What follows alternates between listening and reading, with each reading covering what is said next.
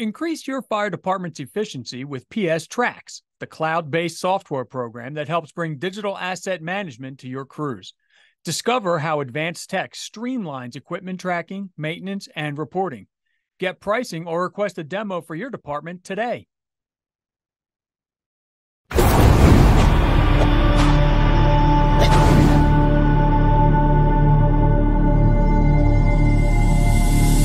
Hi, Chris Mc Loone here with Fire Apparatus and Emergency Equipment, and welcome to this episode of our podcast.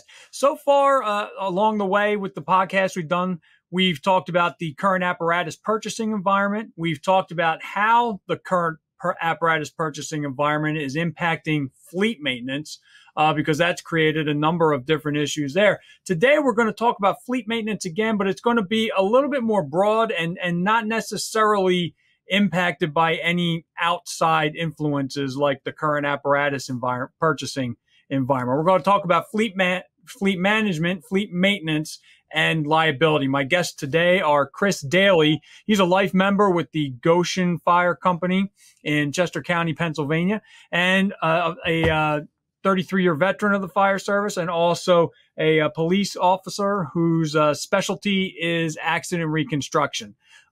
You may remember a few years ago with Chris, we did a short article, and we had some videos of the time that you were out in Chester County there, skidding fire trucks to a stop. It was a very interesting exercise that he did out there. But he's been trying to bring it to FDIC, but he can't get any of the truck guys to let him take him up to speed and skid him out. But we were measuring stopping distance for that. For another study. He is also the author of Drive to Survive, which is available from Fire Engineering Books and Videos. Also have Ricky Riley. You've seen him before. He's a regular author with us, as well as Chris. Both of these gentlemen are on our advisory board. Ricky, if you don't remember, is the apparatus manager for the Prince George's County, Maryland Fire and EMS Department. So, guys, welcome to the show again. Ricky, again. Chris, welcome to it for the first time. Hopefully not the last time we'll see you here. Before we get rolling into the topic, would you guys just briefly introduce yourselves? I kind of gave a brief bio for you, but talk about yourselves as well as your department. The different your departments, the different, Ricky, for you, the different types of rigs you have, what your maintenance situation is right now. Chris, talk a bit about some of the stuff that you've done regarding maintenance. We've run a number of your articles on that. Just recently we ran one on tires and how they can, I'm sure we're going to get into that today as well. But Ricky, why don't you just start us off, introduce yourself, and talk about PGFD a little bit. Sure. Chris did a great introduction. So I'm the fire apparatus manager for the Prince George's County Fire and EMS Department. We're right outside Washington, D.C. We protect 500 square miles, close to 1 million residents, operating out of 45 fire stations. Combination department, one of the largest combination departments in the country. And we have quite the fleet, for our county, we believe. So we have about 90 engines, 23 trucks, 5 tankers, 194 support vehicles, 8 brush trucks, 99 specialty vehicles, and 128 ambulances. And they are on the road day and night. This very busy department, very busy metropolitan suburban area, Washington, D.C. And the guys and gals that serve this community, they don't get much rest when they come to work. So that means they're in our vehicles running up and down the road. So hopefully with some of the questions we're going to get, and obviously with a lot of the Chris's stuff, we're going to find out just the kind of toll it takes on a fleet. Chris, how about you? So as you guys heard, my name is Chris Daly. I hail from Westchester, Pennsylvania, which is about 50 miles west of Philadelphia. I spent 33 years involved in the fire service. I was active for about 25 years in Chester County on both the career and volunteer side of things through several fire departments in our county. In addition to that, I've spent about 26 years now as a full-time police officer. As I tell everybody, I ask you, please hold your applause. I already know how much all you love cops, but I specialize in crash reconstruction. So we're the guys who come out, tie up your rescue truck for lighting for 4 hours. Everybody stands around complaining about what's taking us so long. And as a result of the two backgrounds, police/crash reconstruction in the fire service, I put together the Drive to Survive training program almost 20 years ago now. and started teaching across the country safe vehicle operations, crash prevention specific to emergency vehicles. And as a result of doing that, I started getting calls from attorneys regarding emergency vehicle crashes and whether, could I come assist them in their case, either against a fire or emergency vehicle agency or to defend them. And for the first few years, I said, no, thank you. I'll stick to training. However, I have 2 teenage daughters getting ready to go to college. So now when the lawyers call, I pick the phone up and say, yes, I will assist you. So as a result of that, I've kind of seen the liability end of things and learned a lot in the past couple of years dealing with those attorneys and those lawsuits. And one of the things I hope we can do today is kind of give you some strong suggestions and ideas to help what I say bulletproof your driver training and your vehicle maintenance program. So that heaven forbid there is a crash, you can defend yourself and hopefully prevent the crash in the future. But that's kind of where I'd like to see us head today. My first question, Chris, was actually about, how you begin one of your accident investigations and where you sort of put maintenance and when maintenance comes into play. But before I get into that, as you were talking, I was wondering about how much of the NFPA standard that covers apparatus maintenance can sort of helps to eliminate that liability that you talked about when it comes to maintaining the vehicles. So I think it's a good question because it not only can help eliminate liability, but if you're not doing what you're supposed to, it could create liability as well. One of the big arguments you hear in the fire service is that NFPA, it's not a law, it's not a rule, it's voluntary. And while that may be the case, depending on which attorneys you deal with, if there is a lawsuit, it is considered a best practice. I mean, we pretty much as an industry have said NFPA sets our best practices and thereby we should adhere to them. So yes, you could try and, have an attorney make an argument that you're not bound to have your brakes properly adjusted, even though that probably would also fall under your state vehicle code. But, if you're not abiding by those NFPA standards, it could create a liability. That being said, if you're following those NFPA standards, it does a great job of outlining what you need to do, and I'll defer to Ricky on this, but you can create checklists, check the brakes, check the tires, check the steering. But that's, I guess, the answer as far as how do those NFPA standards come into play before and after a crash. So when we start to talk about maintenance and where it falls into the accident investigation, well, where would that come in? Is that, sort of after you've already cleaned up, everybody's back, and now you're starting to do interviews? Is it something that there are almost signs? I mean, for example, let's take the tires. I mean, are you immediately going, if it's a tire blowout that caused the accident, are you immediately going up to check the rest of them for that date that you mentioned in the article? Or is that something that, on the list of 27 things you need to look at as you get there, it falls farther down? So when you look at a crash, there's probably 2 scenarios. One's going to be the crash occurs on a highway. I respond as a police officer with our county crash team versus civil case where we may get a phone call a month later, sometimes 2 years later regarding the crash. So let's deal with the immediate crash. We respond as a police crash investigation team.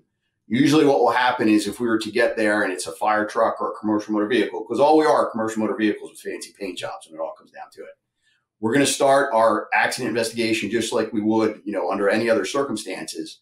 But because a commercial motor vehicle is involved, in our case, a fire truck, which weighs 30, 40, 50,000 pounds, we will most likely have a federal motor carrier officer come out. So most police departments, not most, but many police departments have essentially truck enforcement officers on their staff. My department has one. There's several in our county who are part of the crash reconstruction team. So as we arrive on scene and see that there is a fire truck or commercial motor vehicle involved, we're going to call for that truck officer who's going to come out, and he will just, or she will just specifically look at that truck and make sure there's no mechanical defects, any federal motor carrier issues, and all that sort of stuff. So, let's take 2 scenarios. If it's a tire and it's obvious that it's a tire to any crash investigator, not just a motor carrier officer, we would document all that evidence. We would document the age of the tires, determine if the tire did in fact fail and cause the crash. And then you have another scenario, let's say a brake situation where the brakes are out of adjustment. There's not going to be any obvious indications of that. Maybe you'll have a lot longer skid marks, or no skid marks at all because the entire braking system failed. But that would be something that probably after the crash, when the vehicle is towed back to a secure yard, that truck officer is going to get underneath. We're going to charge the air brakes up again if they've catastrophically failed.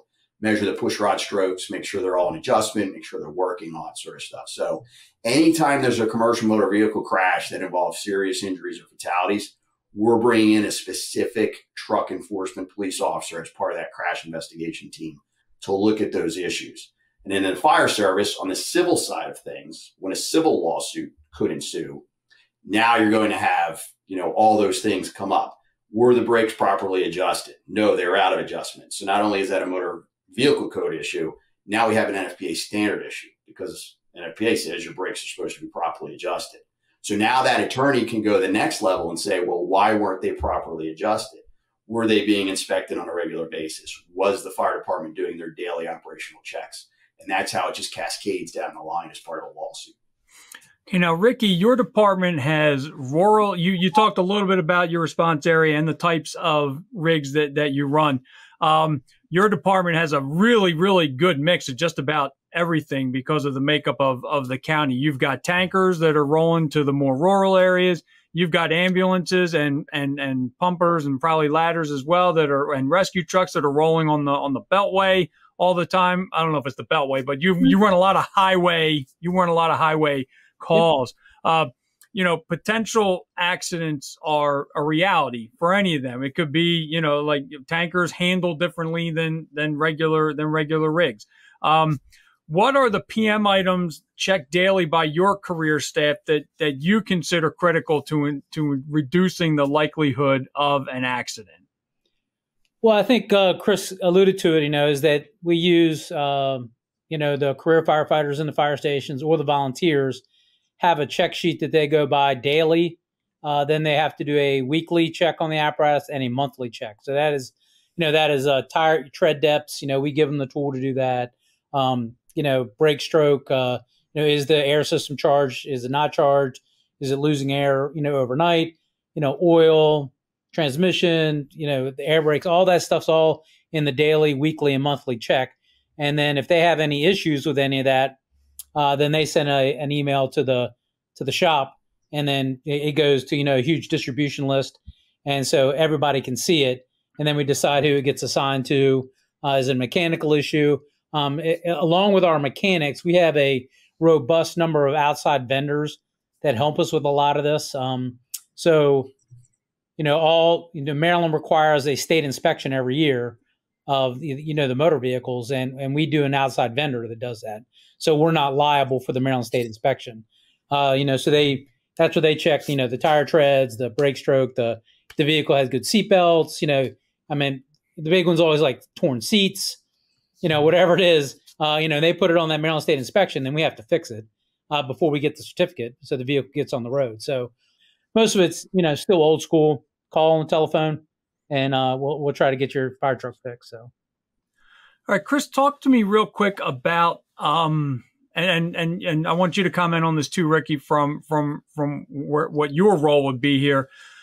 Talk a bit about operator training, because sometimes we think of, there could be operator error that causes the crash, or it could be mechanical that causes the crash.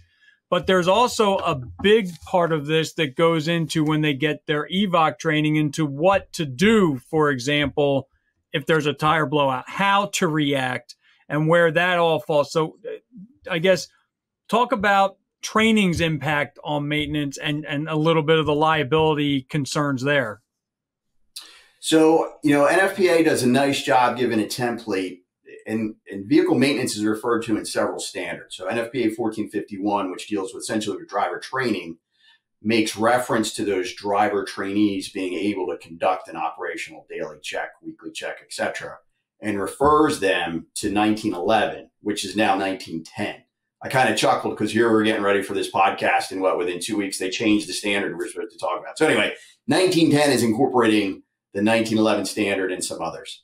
So when you do your driver training program in accordance with 1451, it's going to remind you, say, hey, these drivers need to be trained, I should say, to know how to do a daily and weekly check, because 1911/1910 does a nice job of saying, okay, driver operators are responsible for these particular topics. Pretty basic visual inspections that we've all done as part of a weekly drill, or on the career side as part of a daily check when you start your shift.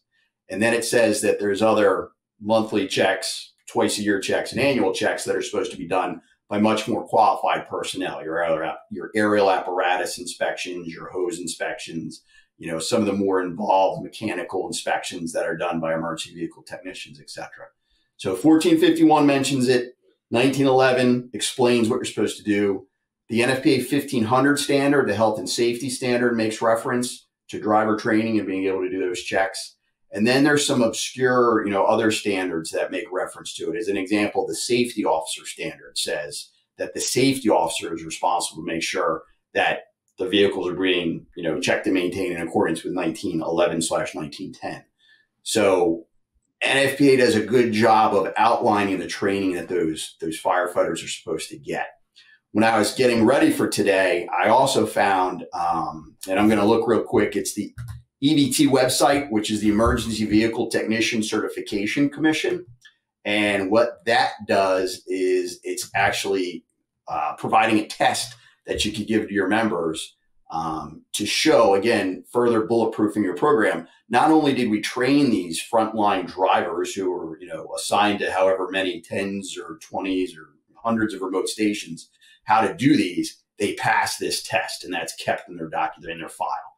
Because again, one of the things you're going to see when it comes down to civil cases, civil lawsuits, is, as Ricky said, you have to document it. It has to be somewhere that you can easily access a year, 2, maybe 3 years down the road to prove to an attorney, to a jury, to a judge, yes, we did train these drivers on how to do these checks. The driver did that check just 2 hours before the crash, and we can either confirm or deny that that mechanical piece that failed was working at the time, or it wasn't working and he or she reported it, and whatever happened after that happened after that.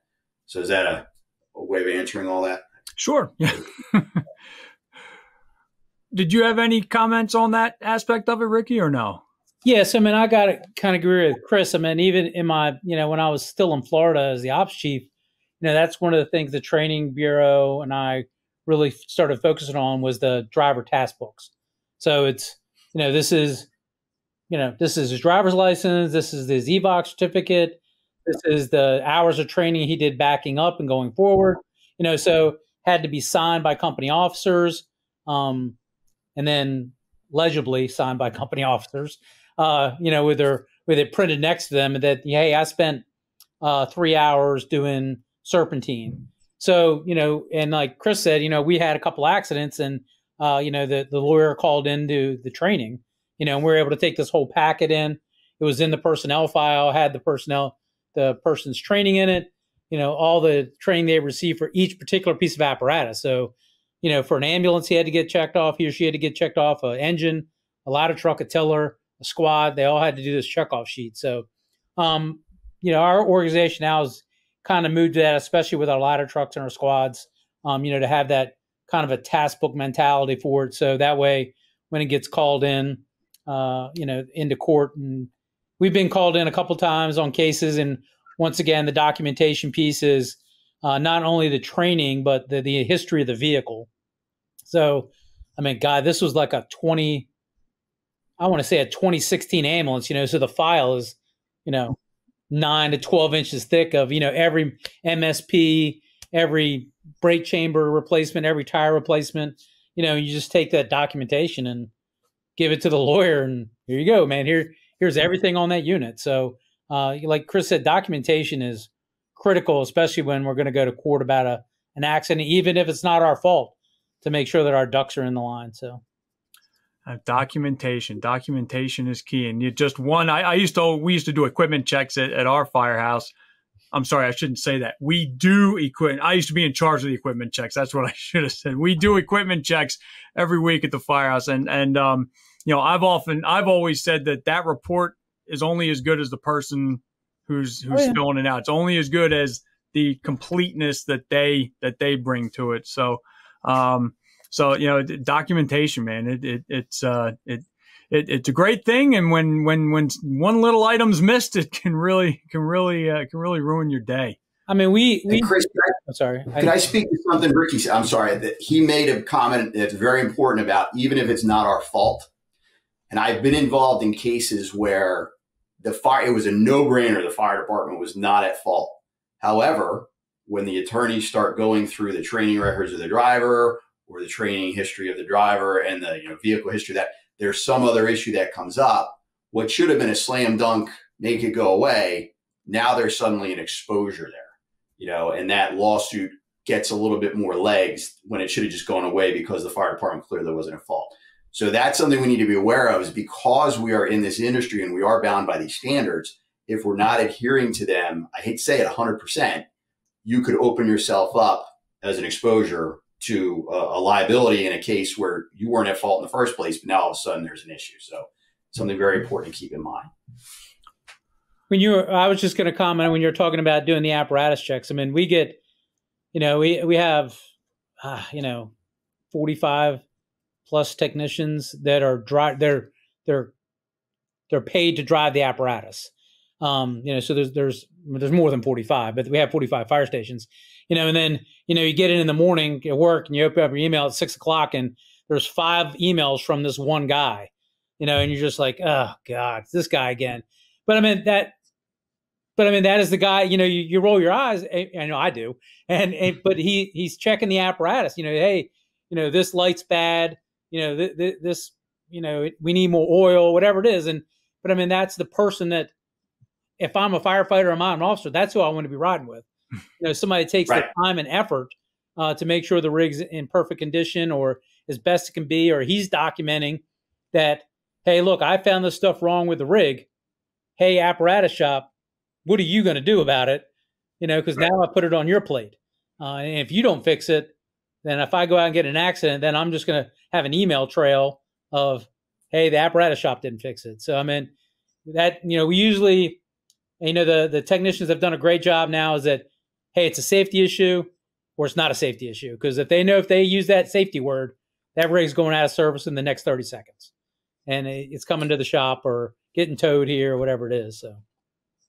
And Ricky, that brings up a great point, Chris, that we should mention, and we may have gotten there at some point, but out of service criteria and who has the authority to put that truck out of service at 11 o'clock at night when the fleet manager is home, he or she may work 6 to 4, 7 to 3, whatever. Who's putting that apparatus out of service? Is there a spare apparatus? Call them at home. But that's important because NFPA 1911/1910, I hate to keep having to do that, but that's where we're at right now this week, has very, very, precise out of service criteria. And if that truck's still in service and there's a crash, even if it didn't have anything to do with that out of service criteria, but now all of a sudden an expert gets called in as part of a civil lawsuit and determines, hey, this truck should have been out of service and there shouldn't have been a crash in the first place, that's another big exposure. So make sure there's a policy in place for putting trucks out of service. So. Yeah, we kind of do that. They know. I mean, even like last night, hey, there's a coolant leak. Send me some pictures. And then, I'm like, all right, we're going to tow it to the shop in the morning, get it fixed.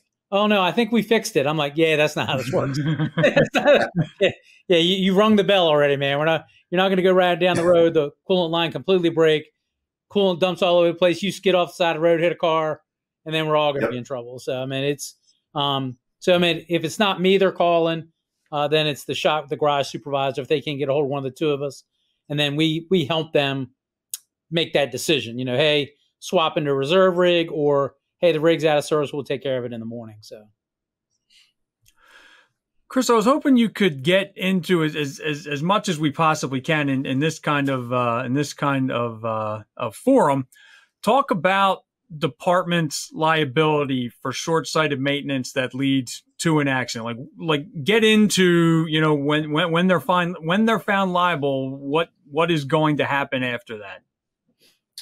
So I guess the easiest way to say it would be write a check. I mean, if there's an issue with that truck, that apparatus, the brakes were bad, the brakes are out of adjustment, something that could have caused the crash, there's very little wiggle room for that, and that attorney is going to call in expert witnesses, NFPA experts. They're going to call in mechanical experts, and there's very little a fire department can do to defend that. So you need to be aware, when you look at the NFPA 1911 standard, there's kind of what I would say mission critical, crash critical issues, brakes, tires, steering, that kind of stuff. It also covers stuff like CAF systems and the water pump and the aerial device. And all those are important. You don't want the aerial device to fail while there's somebody at the end of the bucket or at the tip, of the ladder, or to have the pump fail when you have members inside fighting an interior fire. But those issues are kind of confined to the fire ground. If you have an issue with the apparatus that involves braking or steering or anything else that could cause a crash that now involves a civilian vehicle, we're just a fire apparatus with 4 people on it, because the people in the back seat could turn around and sue you as the driver if there was an issue and you did something to cause that crash. People need to remember that. And FPI also, I always point this out in the class, and FPI also says the officer is ultimately responsible for that apparatus. So the officer and the driver are on the hook for that lawsuit. So if there's an issue with that apparatus that results in a crash, I can almost guarantee you're going to get sued. And there's very little that a fire department or some sort of expert you call in to defend you can do to defend you, because it is so well thought out. I think that's really important. And that's a point that's been brought up. I know at numerous apparatus symposiums that I've gone to where we've kind of gotten into this, is the driver, the officer, the fire department. Those are all, if I have this right, those are all individual lawsuits, right? So like the department, okay, they will get sued, but the officer and the driver, they're kind of on their own at that point, correct? Like, I mean, when, if they get individually sued, it's, they're on, when I say on their own, I mean, in terms of paying for, whatever the lawyers are, the court proceedings, all that kind of stuff. I mean, that the department, and maybe Ricky, you can comment on this from your perspective. The department is not, it's 3 individual things. It's like one's going to say Mrs. Jones against, XYZ fire department. The other one's going to say Mrs. Jones against, versus, Joe Schmo, the driver, and then, and then the officer. Do I have that right? Or am I getting way too into the weeds where it's beyond what we can talk about? No, I would say Chris is probably, I would say the case for that is Kansas City. Yep. Yeah, that would be the one I would let you talk about. I was just using that. I'm sure you have all that, how that works. So every state's a little bit different. I've been involved in cases as an expert at many different states, and there's a lot of moving parts that get involved. And I can't speak to it in a specific sense because I may get it wrong, but I can give you a general overview. Okay. Some states may say that if there's 1% culpability or fault on the part of the civilian, the municipal fire department has 100% immunity. Other states may say, you know what, we're going to determine it's 50-50, and that's how the lawsuit goes. So, it all kinds of depends on how your state laws are set up. With that being said, Kansas City was an interesting case because, and I tried to follow it. It was kind of crazy, and I'm not a lawyer. Maybe we should get a lawyer involved in the next one. But I think that the city said they weren't going to represent the driver, and he was kind of, or cover him, or however that works. And he was kind of left out on his own. And then the union got involved, and it became a union issue and all that sort of stuff. So lawsuits are messy, and it could go one of 8 million different ways. In the police world, we say it all the time. There could be established case law saying you're allowed to do this, and you do it, and you've just set new case law, and a new judge, a new jury comes in and says, no, you're not allowed to do that. You were wrong. Well, things change all the time. So at the end of the day, yes, the fire department could be sued, the driver could be sued, the apparatus officer could be sued. Whether that's all part of one lawsuit or you're individually sued and you're individually liable, that all kind of depends on your state and the circumstances of the case. How severe were your actions? Was it simply the brakes on the truck weren't working and you reported it, and there's an email chain saying you reported it and you were told to keep running the truck? You're probably going to have a decent defense personally, and the fire department's kind of on the hook for that. Were you driving 60 miles an hour in a 30-mile-an-hour zone and you went through a red light and there was nothing wrong with the apparatus and your actions solely caused the crash, that's a different situation. But now, did the fire department properly train you on safe driving? Because now the attorney could pull in your training records, say the department didn't properly train you, and now the department's on the hook. And now let's throw in something's wrong with the apparatus. The ABS system wasn't working at the time. May not have had anything to do with the crash. But again, that's something that that attorney can present to a judge or jury and make you look even worse on top of everything else. So it's this cascading effect, if you will. Chris, I wanted to talk a little bit about some of the items that you've covered for us in fire apparatus and emergency equipment that play a role in apparatus or ambulance accidents, and what happens if it's determined that maintenance items were skipped or ignored. We've covered tire blowouts. We've covered navigating a curve properly.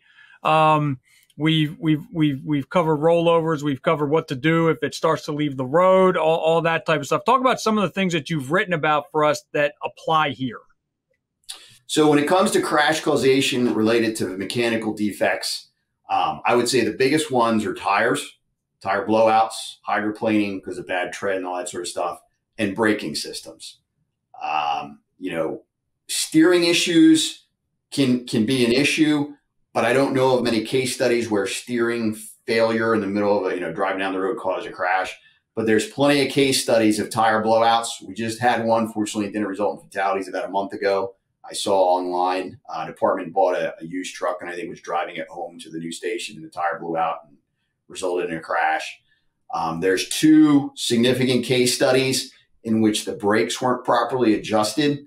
And as a result, the brakes failed and caused a crash. One of them was in Connecticut, which I think, and don't quote me, may have been the impetus for starting the 1911 standard, because the NTSB got involved after that and did a huge overview of the fire service and all sorts of mechanical issues. It's an older study. It's from 1990, but it still applies today, and it's very good. Any fleet manager, any good solid driver operator should read it. So those are the 2 issues that I see most common: braking and tires. If you're driving an apparatus with a 12-year-old tire that is underinflated and the tire pressure hasn't been checked in 30 days and there's no documentation to support that you did or didn't do it, Chris, as you said, that opens up the department up to a huge liability. You're not maintaining that apparatus. You didn't do the checks that are required under an NFPA. As a result, the tire was underinflated, it blew out and caused a crash. There's a huge liability there for everybody involved. So that's kind of how you see it happen. The 2 braking incidents, I know in at least one of those cases, the police officer who reconstructed the accident was able to do some math and determine that if the brakes had been properly adjusted, the apparatus would not have skidded as far as it did and therefore wouldn't have struck the tree, which is where they determined the fire captain was killed. So essentially, by not maintaining the brakes, it resulted in that fatal crash. And I'm sure you can imagine the liability that resulted from that. So it's kind of examples of how it all ties in. Okay. So Ricky, I wanted you to, as I started off this with, we've talked to you about current apparatus purchasing environment, how that is impacting maintenance right now on rigs. We now have to keep them around. We have to keep them in service longer than we normally had planned, depending on what the replacement cycle is, of course. But which does increase the chances of wear and tear, regular maintenance items, like brake adjustment or tire pressure and stuff like that. But balance the accident aspect with what we've talked about in those previous podcasts in terms of apparatus purchasing and those fleet maintenance challenges. How do you keep the rigs on the road in that case?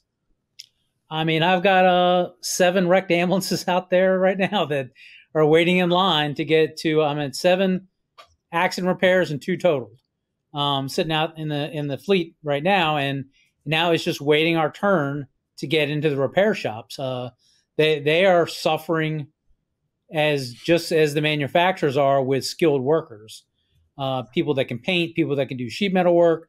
So I mean, now it's that has an impact on the fleet. I mean, we have 20 ambulances that are in the reserve fleet, and now, 9 of them are out running front line. So that leaves us with just, the 11. And any given day in our county, 11 ambulances could go out of service in an hour, for just a series of issues. I mean, none related to accidents, but just, whatever it is mechanical wise. But so they, it's a huge challenge to even find somebody that will fix ambulances. It's even hard to find a dealership that will fix your chassis. So, I mean, we've had, an OEM vendor where, we buy this chassis, it's commercial, it's available, and it's a chassis that's used by a lot of people. And then you go take it to the local dealer. Oh, we can't put that on our lift, or we can't fix that. I mean, we've had one at the dealer for 297 days. That's just, it's in, trying to get a parts motor for it. It's crazy to the out of service. So, I mean, if we don't take care of the apparatus, then they're not going to last, and then we're going to be in a worse spot. So, any chance that we can get them in, they're on a schedule. The heavy apparatus and the ambulances are usually about twice a year they get PM'd. They get their Maryland State inspection. If they're high run units, they get in here. But any chance that we can get a high run unit in, like the one with the coolant leak last night is like, oh, we got it now. It's out of service. We got it from the grips of the firefighters. We got it into the shop now. All right, let's go through all the things that's wrong with it and try to get all those things repaired while it's sitting here. Rather than going, oh, we're just going to fix this one thing, and there's 9 other things wrong with it. Now, are they all they're not all out of service criteria, but it's a marker light here, it's a seat here, there, whatever, a sensor there. It's all these things. Once we get it, we want to try to get as much as we can to get it repaired, to get it a clean bill of health. So if gosh forbid it gets in an accident, that the sheet's clear. So we don't want it to be, the apparatus shop didn't fix something. But we have to take care of the rigs. We put, we get a new piece of apparatus.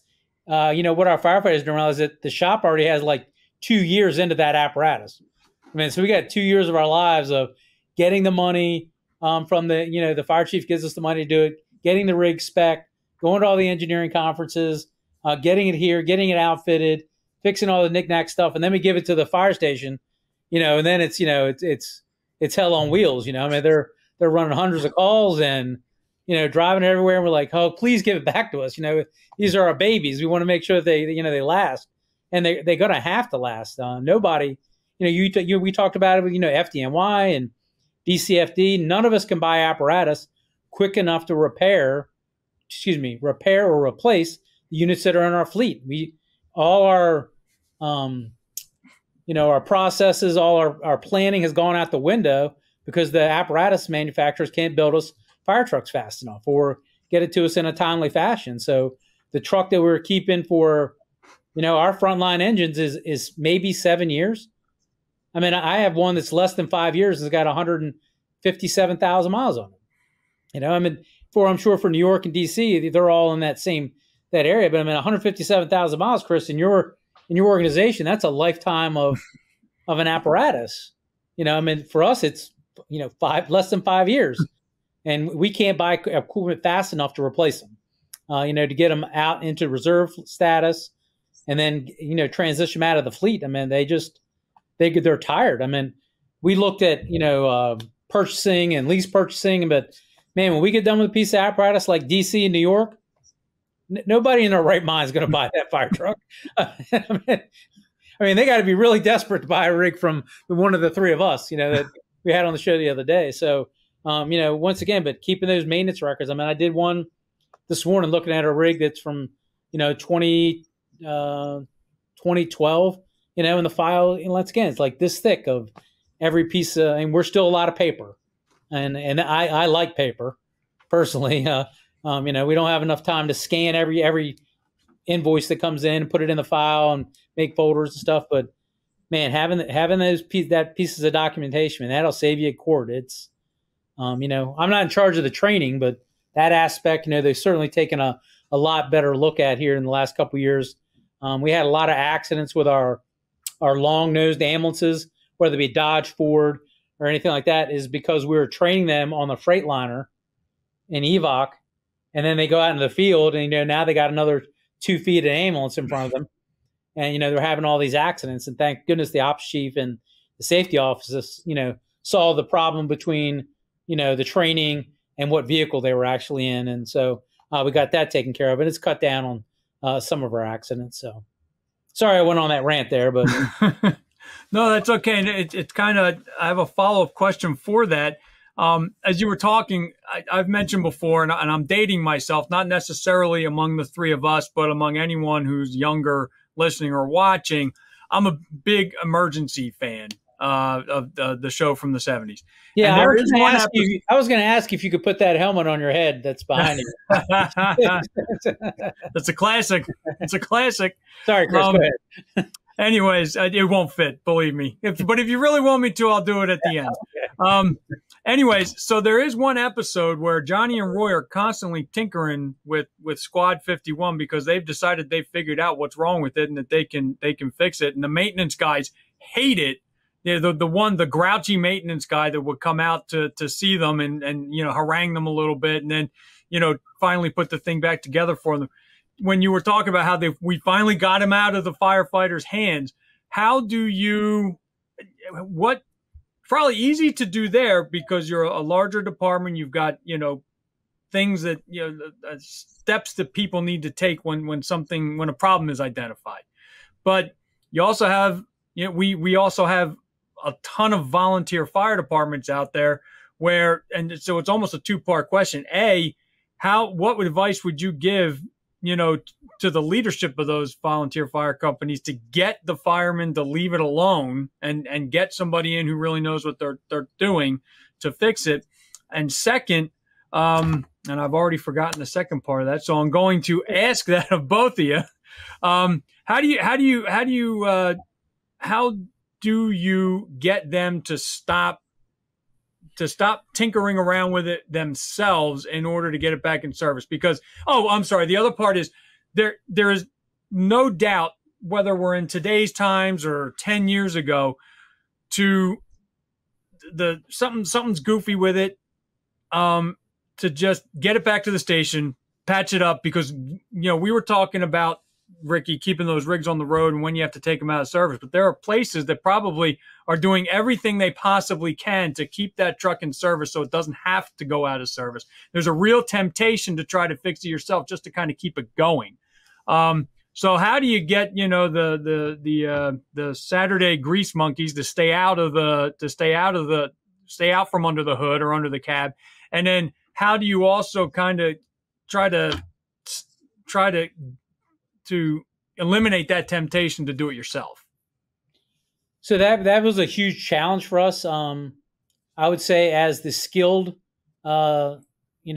technicians have slowly started to retire and everything, that's become less of a problem. As the drivers now are more, hey, I have to report it. I know it's going to be on me.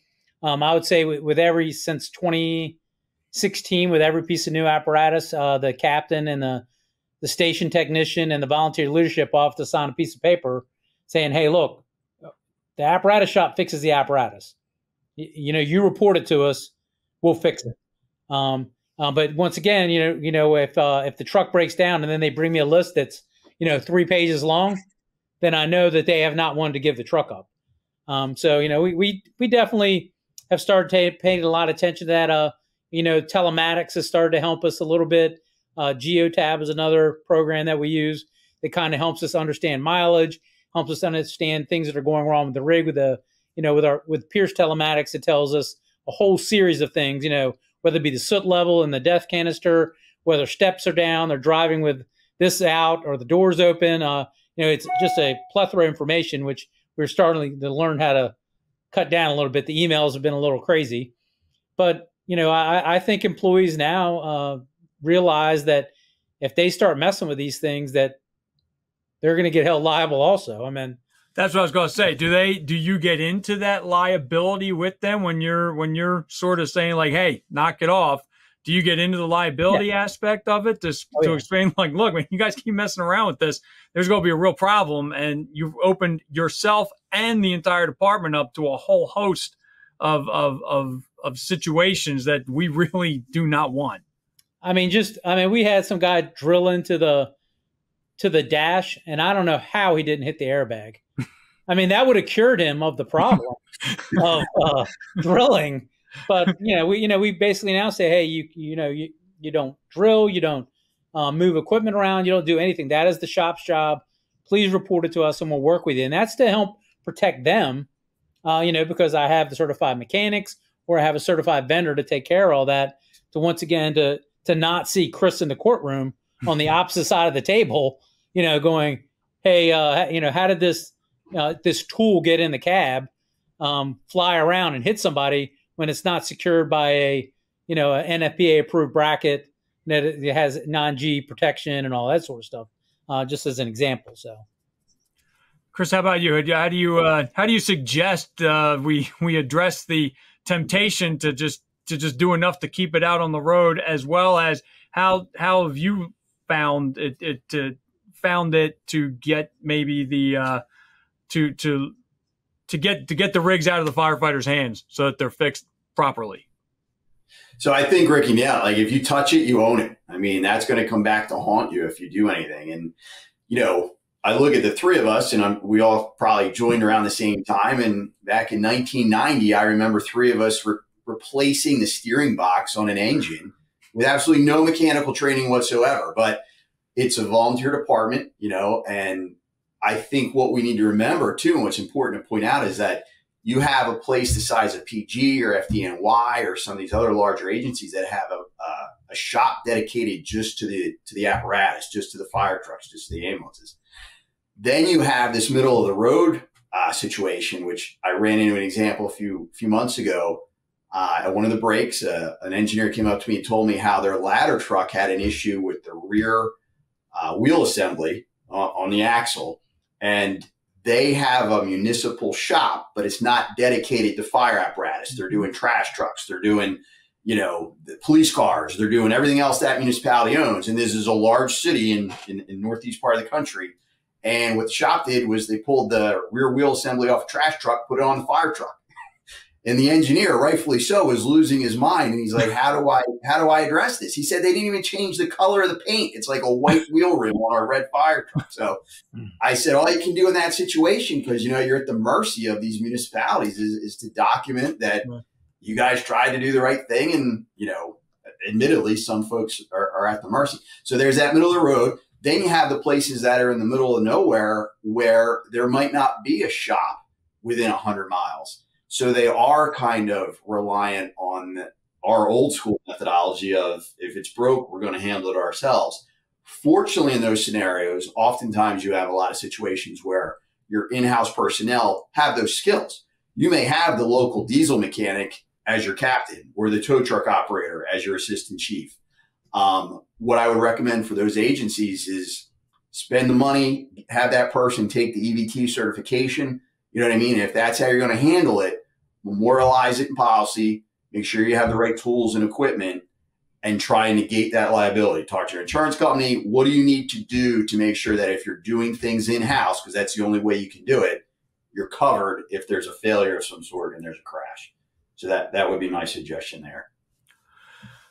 So you mentioned 1990. You think about the rigs back then. Ricky, you've seen a whole host of them in your career. And, I'm fond of always talking about the 81 LaFrance that I came in on. So we've all seen, older rigs.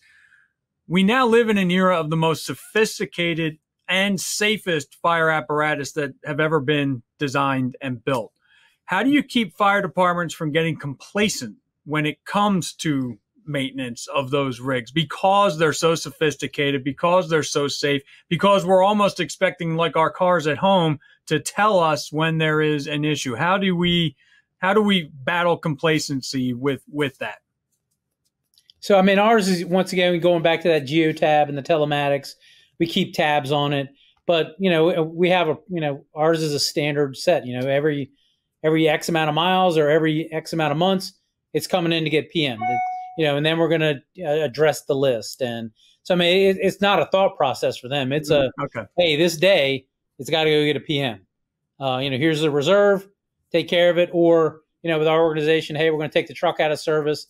If there's no reserve trucks available, then, hey, we're going to take it down because it can't be operating without a Maryland State inspection. It can't be operating with an out-of-date aerial test. So all that stuff is, the fleet is the fleet. I mean, but I'm not going to sign my name to having a truck out there or here's my garage supervisor, my mechanics. Is not up to snuff, does not have a current PM, does not have a current test, all that stuff that Chris laid out earlier. So, but I even think with the conglomerates of dealerships with these manufacturers, regardless of the manufacturer, some of these, dealers are huge. I don't think there's not an area in the country that isn't touched by one of these conglomerates of dealerships that doesn't have mechanical people to help out in that volunteer organization. But, Chris's great point is that, there's still those volunteer fire departments who do not have that, it could be 100 miles from the nearest conglomerate or dealer and, somebody's got to take care of it. But the only other thing I wanted to mention that, Chris, is that, is that when we talk about LA, have you done much work on the left coast with your business? Yes, I've been out there several times over the past couple of years. LA and LA City, man, those pieces of apparatus are immaculate. There's no salt. That's what they tell me. There's no salt. We have road salt that we have to deal with. That's what they claim.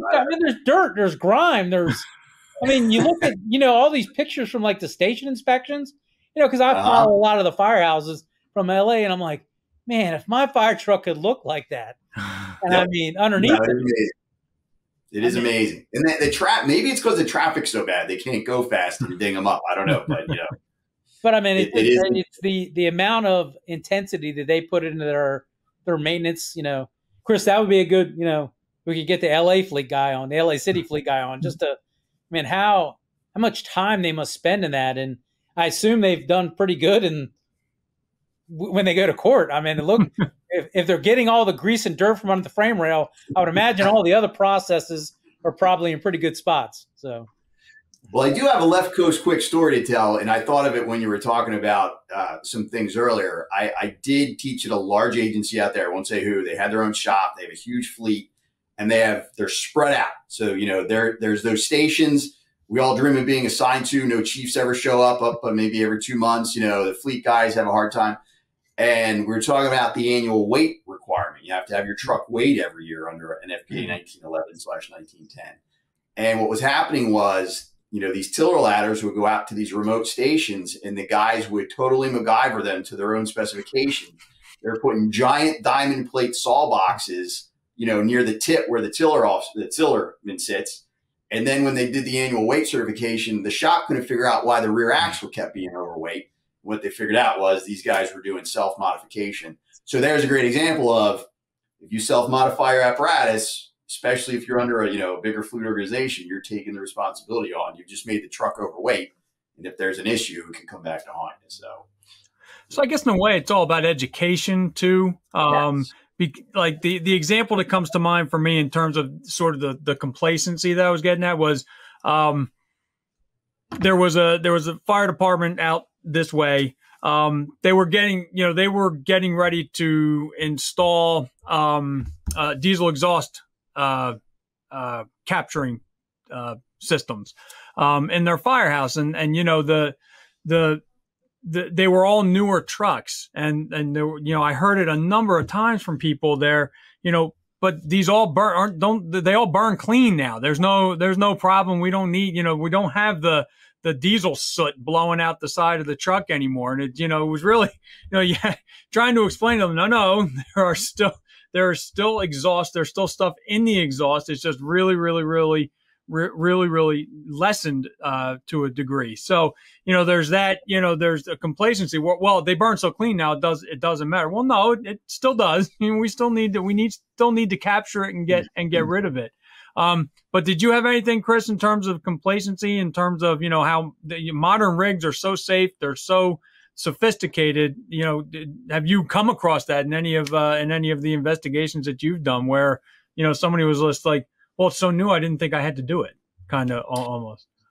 Yeah, I can't think of any specific cases, but it is a good point. I mean, and Ricky brings up the point, you could have a 2-year-old rig, which is quote unquote new and has all this new stuff. But if it's an ambulance running in PG County, how many hundreds of thousands of miles does it have on in those 2 years? So wear and tear versus actual age is something to be aware of. And I think that's where the NFPA standard, the 1911, 1910 standard comes in and helps that issue, because it kind of solves the complacency, because it's very specific.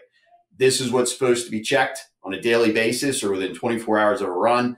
This is what's supposed to be checked twice a year. This is what's supposed to be checked annually. So if you follow that, and I think most manufacturers are pretty good about explaining that, I think, when they deliver the rig, but who knows?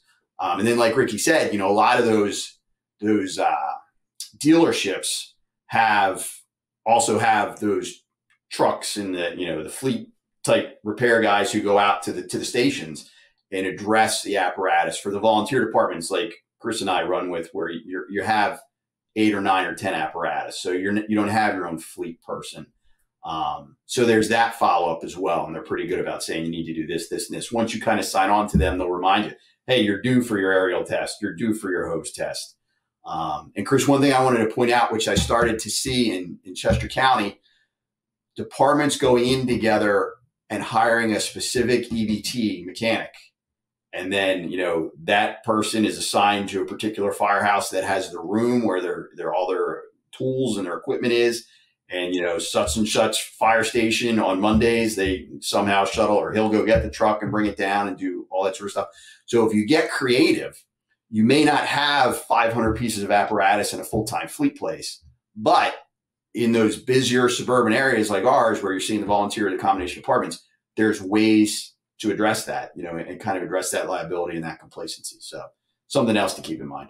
Okay. Well, I want to be very sensitive to your time. Thank you both. Oh, I'm sorry. Go ahead, Ricky. My bad. Yes, I know Chris will probably echo on this, is that I would say our fire chief and our command staff have taken a really proactive approach to safety. There's probably not a device that we can buy, a subscription we can buy that we haven't invested in, whether it be Roscoe drive cameras so we can see inside, outside the vehicle, see what's going on with our personnel. More importantly, what's happening outside the vehicle, because the occurrences of hit and run accidents have grown exponentially for the department. Whether it be a cloud-based system that warns us through third-party driving apps as a fire truck ahead, airbags, electronic stability control, anti-lock brakes. All that stuff, we have in our standard to ensure that our personnel, which is more, as important as the apparatus is to me, that I feel like they're my children, the people that ride them is the commodity. The fire truck is not going to get there by itself. It's not going to put the fire out. It's not going to, save you from a cardiac arrest. So it's got to get there, and how important those people are. So the fire chief has put a lot of money into making sure our personnel are protected. And that's part of that, complacency, is that, hey, we have all these airbags, so we're not going to get hurt. Well, yeah, when somebody hits you, it's going to hurt. Driving seatbelt sensors, all that stuff is critical importance. The thing that tears my heart out is that, I guess Chris might know, and I know Tom Shadd had told me that they're trying to take the VDRs out of the fire apparatus in the new standard. That's what Tom was telling me. I'm like, this is insane. We have to be able, if we have unfortunate accident, regardless whether it's minor or a major accident, we have to be able to know what happened. Whether it be video, audio, using drive cameras, or it's extracting who was wearing a seatbelt, who wasn't wearing a seatbelt, how fast is the truck on, were the lights on. We can't learn if we don't have the data. And I know that speaks to Chris's world, exponentially, is that if we don't have the data to present for this accident, then we can't get better. Absolutely. And if you have a good apparatus fleet maintenance program and driver training program, you should have nothing to hide. And that's only going to help get you out of trouble I liken it to the body cams in the police world.